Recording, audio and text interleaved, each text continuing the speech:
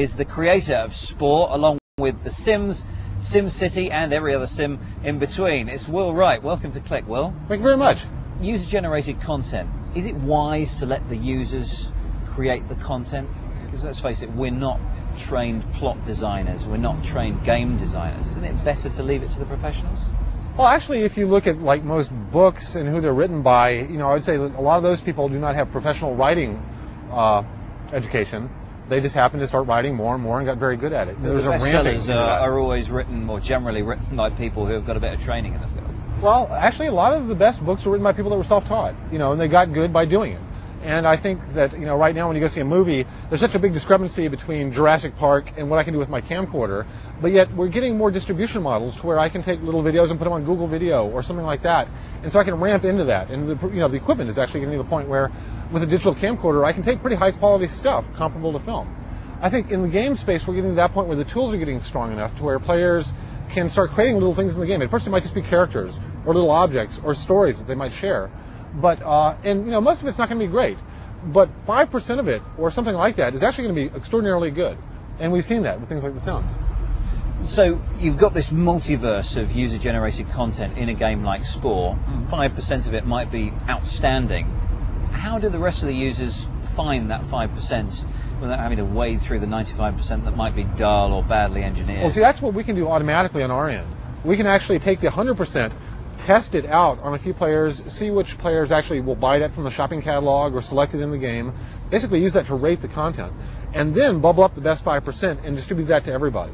So we can actually, it's a form of parallel learning. When we have 1 million people interacting with this game, pouring content into it, and then selectively picking content out of it, we can very quickly rate the content for the best 5%, and then make sure that most people get that. Let's talk about The Sims, the game of the little people, the virtual doll's house. Where did the idea come from? Well, originally The Sims was kind of about architecture, building these structures, and we realized we had to put people in them to kind of score it. So as we started developing the people in the game, we found that that was really far more fascinating, and the whole emphasis of the game really focused down on these little people. Why do you think The Sims did so well?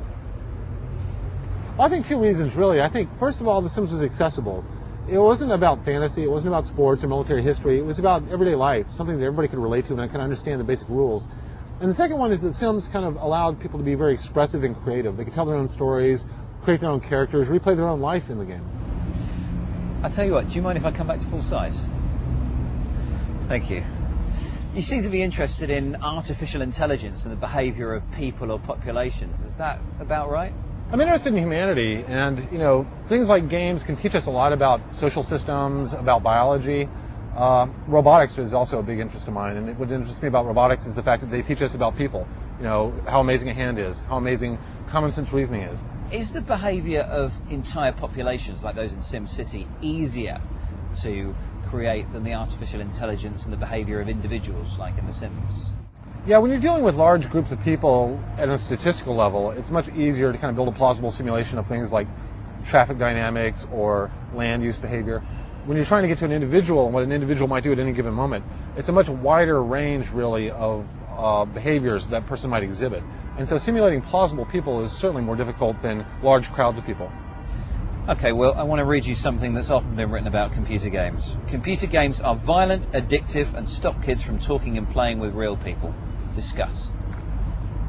Okay, I think a lot of games are violent, although there are more and more games nowadays that are not violent, that actually kind of promote player creativity, socialization. In terms of socialization, we're getting a lot of online games where people are actually meeting real people, forming real communities, that even though it's through the computer, the communities are very much real.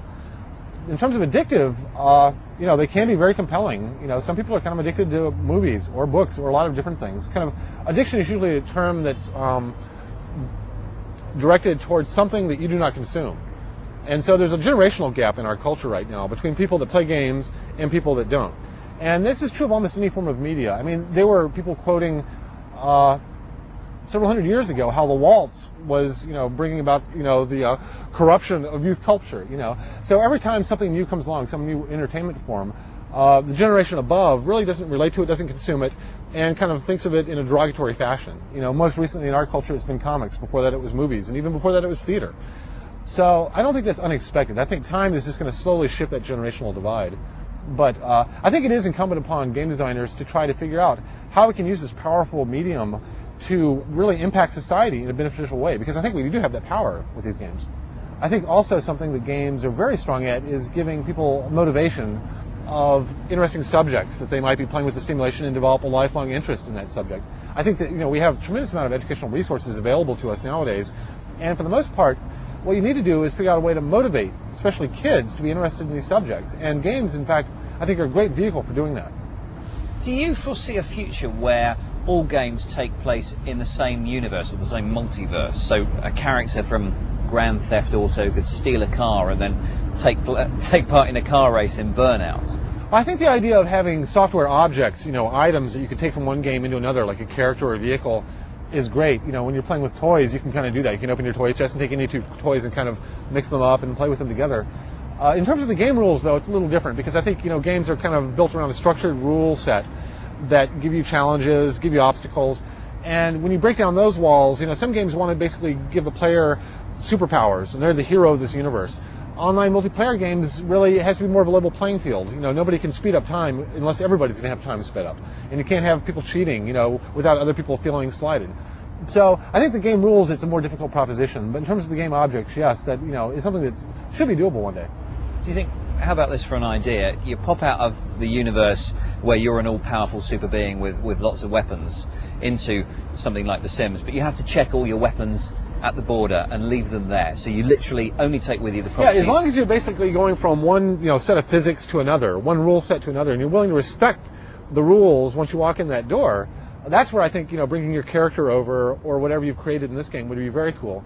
And then you get the idea that I'm not just creating this for a one-time play of the game, and I might just play with this item for 4 or 5 hours, but in fact you might end up with this avatar that you play with over many months or years. It might even become almost like a software heirloom that you pass down to your kids. Oh, this is the avatar I played with as a kid. I want you to have it, And I think that's a very cool idea, especially if it has embedded history of all the experiences it's been through, kind of this hard-coded memory of all its game experiences that, you can flash back at any time.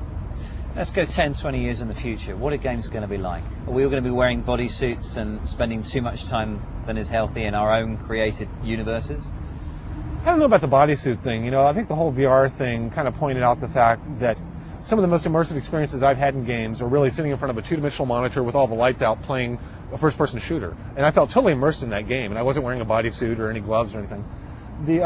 What really interests me, and I think into the future, is the idea that the computer can start learning more and more about the player. And if the computer can start to understand the player, their skill set, what they're interested in, what they're good at, what they're bad at, it can actually start modifying the game around you. And games are inherently malleable, and so the games can evolve to fit each player individually. And to me, that's a very interesting proposition, that one day the computer is going to be this amazing amplifier for your imagination. And you will be creating these imaginary worlds with the leveraged help of this machine that actually brings them to life. And you can then share these worlds with other people, almost like taking your dreams and saying, here, check out my dream. Outside of your bedroom with the computer, apparently you collect leftovers from the Soviet space program. Yeah. What have you got? Oh, I've got a lot. I've got the complete interior to a Soyuz T in my living room right now. Several hundred pounds of control panels and seats and stuff. Where did you get them and what are you planning to do with them? Where I get them at various sources. I'm actually helping the local Space Science Museum build an exhibit around them, and one day I want to basically get it all back to Russia where it belongs. So you're not planning to create some world out in space and fill it with real-life Sims? No, I'm interested in the history of the space program, and I'm especially interested in the alternate history of the Russian space program relative to the American space program, because they took a very different path. And in some sense, I think their path is proving to be the more reliable, more robust space program. It's kind of like the tortoise and the hare. Well, Will, thanks very much for your time. It's been fascinating. Well, thank you.